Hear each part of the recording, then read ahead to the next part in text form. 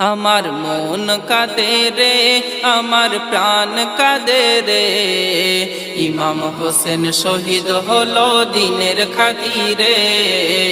ইমাম হোসেন শহীদ হলো দিনের খাতিরে।